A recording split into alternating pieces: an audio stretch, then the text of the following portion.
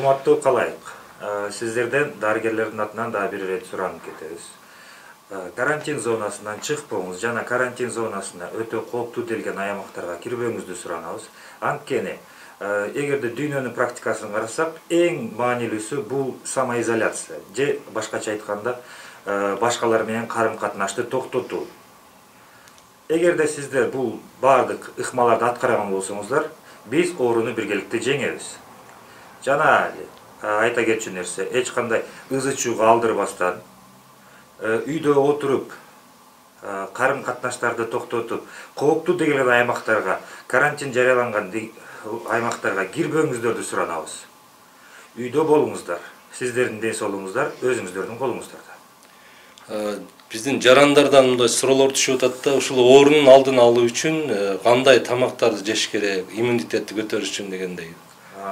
Күнүмдүк эле тамактарды жейбиз.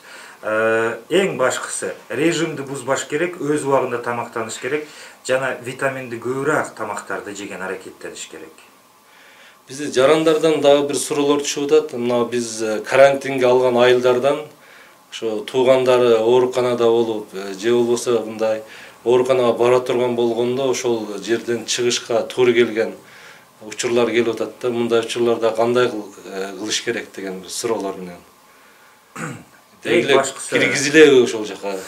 Эң башкысы, эгерде ал өмүргө кооптуулук алып келбей турган дарт болгон болсо, аны телефон аркылуу же башкача айтканда үй бүлөлүк дарыгерлер тобуна чалуу менен кайрылып, алардан бир сыйра жол жобосун сурап, ошол үйүндө дарыланып турганы жакшы болот.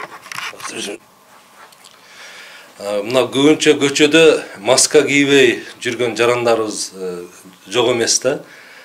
Буларга айтсак, айтып атат да, бизде айылдан оору чыккан жок, жүрө берсек болот го дейт.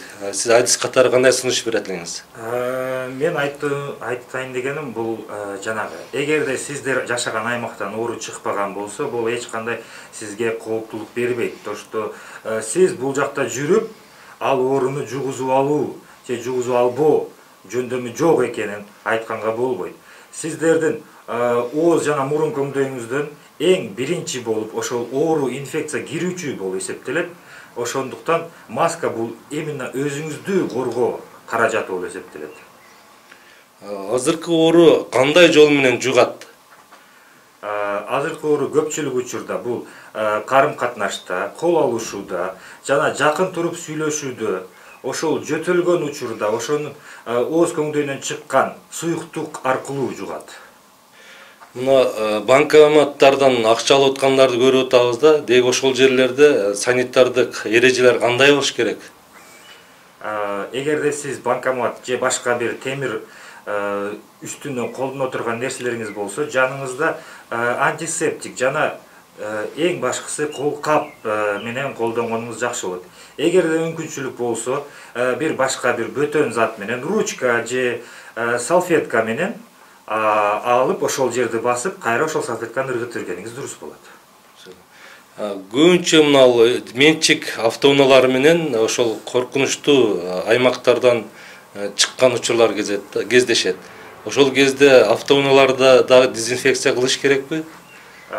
Албетте кылыш керек. Ал дегенде темир нерсенин үстүндө инфекция, башкача айтканда вирус, COVID-19 жарым сааттан 8 саатка чейин туруу жөндөмү бар. Ал эми ушул коркунучтуу зонадан келген адам сырткы кийимдери менен үйүнө кирсе болобу? Үйгө кирген болбойт. Желательно үстүнөн антисептикти чачып, бир сыйра шамалдатып, аны чечип, башка кийим кийип киргени жакшы болот. Кандай дарыларды ичсе болот дейт да ушул боюнча.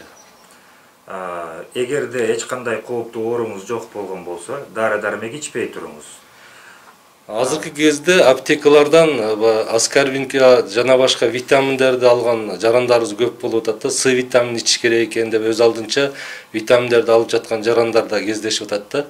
Буга кандай сиз мындай кеңеш берет элеңиз? Ар бир дары-дармектен эки таасири болот. Бул оң таасир жана терс таасир болот.